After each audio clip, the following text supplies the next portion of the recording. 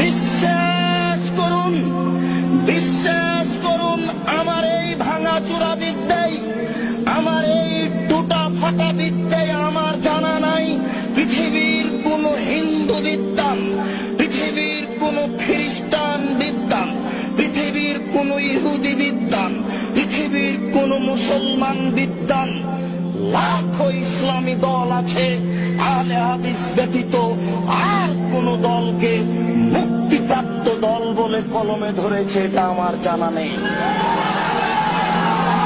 অতএব কথাটা আপনি আবারও বিবেচনা করে ভেবে দেখুন, পৃথিবীতে কোন বিদ্যান কোন ইসলামী দলকে মুক্তিপ্রাপ্ত দল বলে কলমে উল্লেখ করেছে এটা আমার ভাঙাচোরা বিদ্যায় জানা নেই।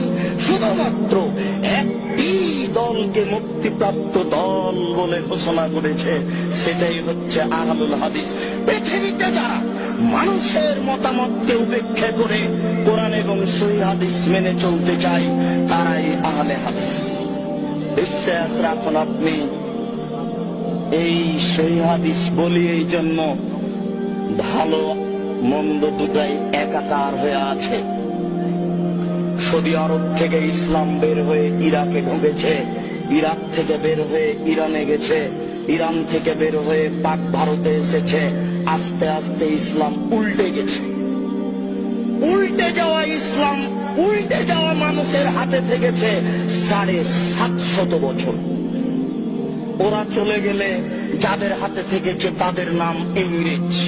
ওদের দালাল ছিল শিয়া, ওদের দালাল ছিল কাদিয়ানী, ওদের দালাল ছিল অমুসলিম, আরো কিছু লোক দালাল ছিল, তা এখন আর বলছি না। ওরাই তাদের বলেছিল যে আপনাদের জানি শত্রু ওরা যারা বুকে হাত বাঁধে, আপনাদের জানি শত্রু ওরা যারা জোরে আমিন বলে। তাই তারা শহরে খুঁজছিল কোথায় তারা। তাই আমাদের বাড়ি শহরে হয়নি, মসজিদও হয়নি, শহর ছেড়ে পালিয়ে গিয়ে ওই বাগমারায় আশ্রয় নিয়েছি। বাগমারায় গাড়ি তো যায় না, যায় না, গরুর গাড়িও যায় না, গরুর গাড়ি তো যায় না, পায়ে হেঁটেও যাওয়া যায় না। ইংরেজ যেন আমাকে খুঁজে না পাই, আমি ওখানে গিয়ে আশ্রয় নিয়েছি। মনে রাখবেন, আমি মুনাফিকি করতে রাজি নই। আপনার এই কাজ দেখলে আমার খুব কষ্ট হয়। ওই মিথ্যুক আপনার বুকের উপরে মিথ্যে তাফসীর করে যায়, সে আপনার কাছে আশ্রয় পায়। আপনি জানেন না আপনার পরিচয়। আপনি সেই মানুষ যে মানুষটা বলেছিল ফাঁসির মঞ্চে উঠে যেতে রাজি আছি, নিচে হাত বাঁধবো না। আপনি ওই সেই মানুষ যে মানুষ বলেছিলেন ফাঁসির মঞ্চে যেতে আছি, চুপে আমিন বলবো না। সেই মানুষ আজকে পরিবর্তন হয়ে গেলেন, ওটাও ভালো হয়ে গেল। এটা হয় না। জনাব মুসলিহউদ্দিন সাহেব আপনাদেরকে বুঝাবেন ওরা কারা, যারা আমাদেরকে ভুল পথে নিয়ে যেতে চাচ্ছে।